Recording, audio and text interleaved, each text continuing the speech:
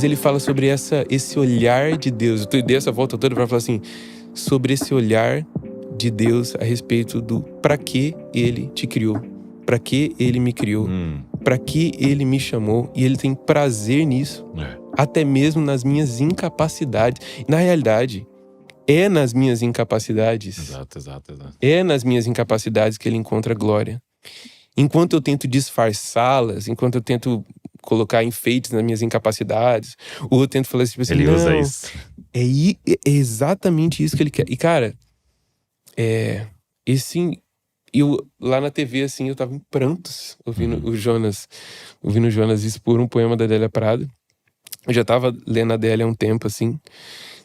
Mas isso foi um fator pra mim, assim, do tipo, eu quero viver uma vida diante de Deus.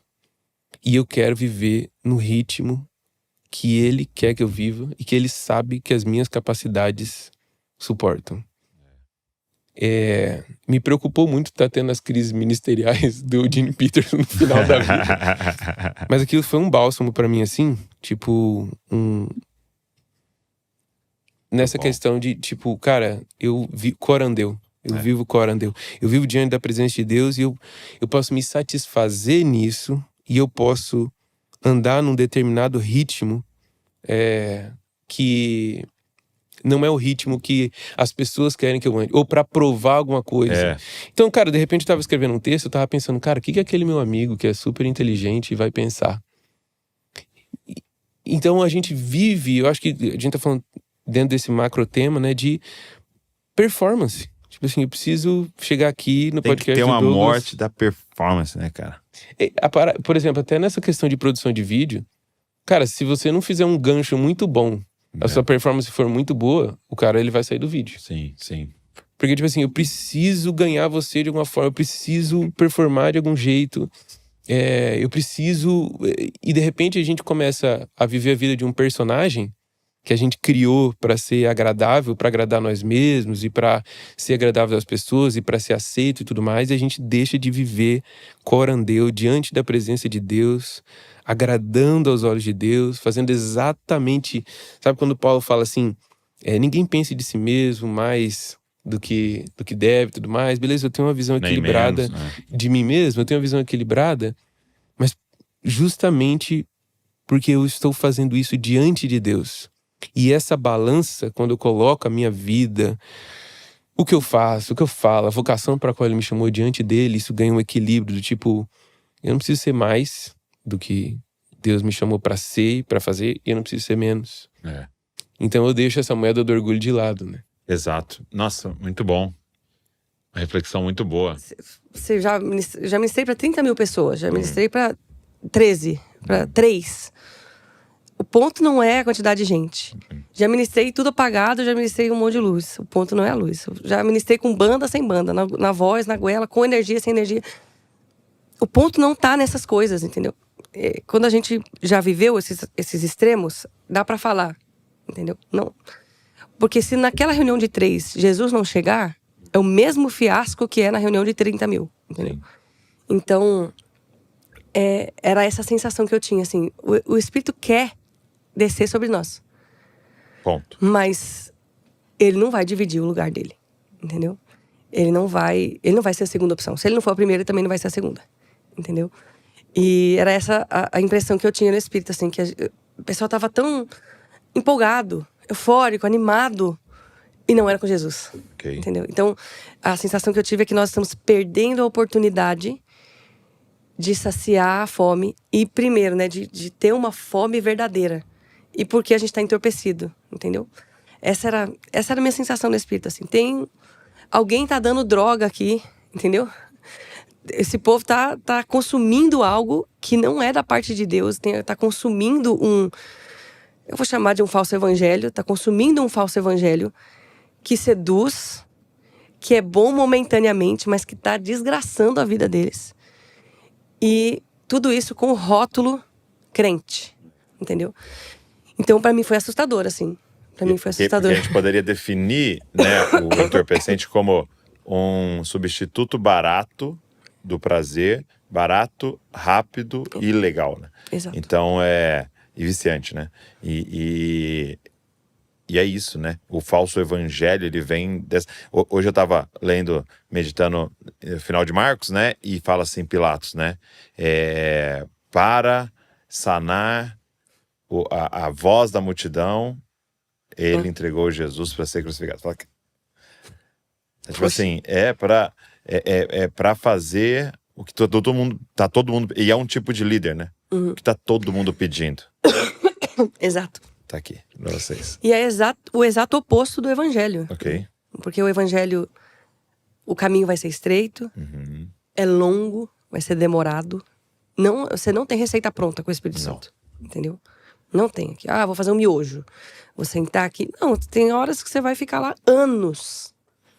Tem horas, não tem. São anos. Tem coisas que são anos pro Senhor trabalhar na gente. São décadas pra gente ver acontecer. Uma vez, eu já partilhei isso com a Anair, uma vez Deus ministrando assim sobre essa dualidade, né, de você ter o dom, mas não permitir que o Senhor molde o teu caráter. Uma vez o Espírito Santo ministrando, naquela passagem que Jesus disse que naquele grande dia, muitos dirão: em teu nome Mateus curei, 7, em teu nome profetizei, em teu nome expulsei demônios. O Senhor vai olhar para eles e vai dizer: apartai-vos de mim, vós que pratiqueis a iniquidade.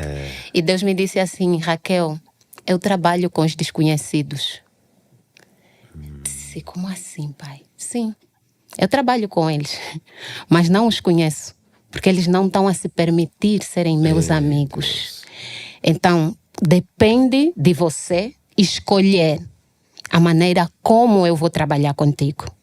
Você tem o dom, está nas tuas mãos, eu vou passar por ti. Cabe a ti decidir se eu só vou te usar ou se você vai querer ser minha amiga nesse processo. Ou seja, eu não vou deixar de passar por ti, mesmo que você não quiser se converter, mesmo que você não quiser mudar o teu caráter. Eu tenho os meus objetivos. Ele usa quem ele quiser. Eu tenho os meus objetivos, eu preciso de chegar nas pessoas, eu preciso de fazer o meu reino andar. Depende de ti a decisão. Se naquele grande dia você vai fazer parte dos que vão entrar ou vai fazer parte dos que eu não conheço, apenas usei. Isso é muito forte, né? Amém. Porque o que fica claro nesse texto é que o alvo é conhecê-lo e ser conhecido por ele. Amém. Né? Que a missão é quase que secundário e isso é o primeiro, né? É conhecê-lo e ser conhecido por ele. Claro, quando você o conhece, anda com ele, você vai participar da missão. Amém. Mas não adianta só a missão sem conhecê-lo. Né? Olha, eu acho que ser líder pressupõe saber lidar com crítica. Não tem como você ser líder e não conseguir lidar com esse aspecto, porque é parte da liderança. Eu gosto de dizer que liderar e sofrer uma crítica é um abraço que não separa nunca. Né? As pessoas têm a percepção delas e elas vão sempre falar o que elas querem, ver o que elas querem. E aí é um grande desafio dizer, ok, mas isso é o que os líderes fazem. Eles lideram na crítica e apesar da crítica. Lideram na dor e apesar da dor. Eu gosto de olhar para Jesus nesses momentos. Jesus foi o homem que eu gosto de dizer, o homem do meio. Ele soube lidar com os aplausos e com as críticas. Ele estava ali sendo ovacionado por uns e sendo atacado por outros. E ele não se deixou paralisar, né? Entre um monte e outro, ele continuou e foi em direção ao seu propósito, né? Mesmo que seu propósito fosse a morte, sabe? Então, eu até tenho uma mensagem que eu falo sobre isso, sobre estar no meio de aplausos e de críticas.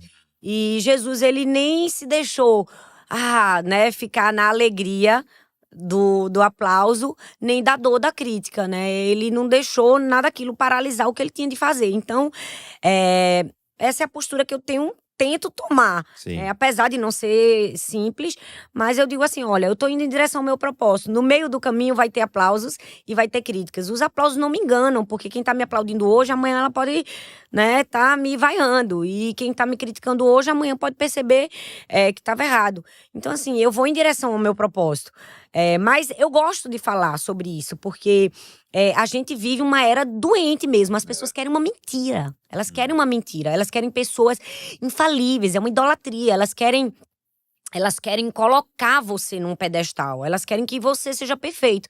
E eu tenho muito medo de quem se apresenta assim, muito perfeita. E aí, quando eu fiz o vídeo do frango, eu falei sobre isso. Cara, eu tava ali cozinhando e eu tava mostrando. É nojento fazer o frango, eu não gosto de fazer o frango, sabe? Talvez se fosse outra mulher que quisesse uma performance maior, quisesse mostrar o quanto que ela é virtuosa. Ai, eu amo cozinhar pra minha família e fazer todo o cuidado. Cara, eu amo minha família, mas eu não gosto de pegar no frango cru e tirar a pele, entende? Então, assim, eu sou verdadeira, sabe? E as pessoas às vezes não querem verdade, elas não querem vulnerabilidade, elas não querem ver isso, elas querem ver uma mentira. Então, agride elas. A verdade agride, sabe? A autenticidade agride algumas pessoas que vivem na mentira ou que gostam de se iludir com a mentira. Então, eu falo assim, eu gosto de aparecer do jeito que eu sou. Às vezes eu apareço muito descabelada, eu rio, eu mostro que a vida é leve, eu choro. E às vezes isso choca as pessoas. Porque não tem aquela performance daquela pessoa que tá ali, sou pastora e não saio dessa posição. Eu sou gente. Sim. No dia que eu saí do meu país, eu chorei. Eu abraçava o porteiro do prédio das minhas filhas, sabe? Da escola das minhas filhas. E é a vida, a gente chora, a gente ri, a gente erra, a gente acerta, a gente gosta de algumas coisas, não gosta de outras. Então, é isso, é sair de um monte pro outro e ir em direção ao propósito, não deixar nada parar. A gente, às vezes, confunde o evangelho com essas coisas. Quando a gente começa a pregar, né, e no college ontem a gente estava falando sobre isso, na escola. Se a gente começa a pregar o evangelho, e a gente faz do evangelho uma mudança simplesmente do fazer, pensar e sentir, qual é a consequência da nossa pregação? Qual é a consequência daquilo que nós estamos falando, ensinando para as pessoas na nossa comunidade, ou mesmo no nosso grupo de jovens, né, ou igrejas, qual vai ser a consequência do que a gente está falando?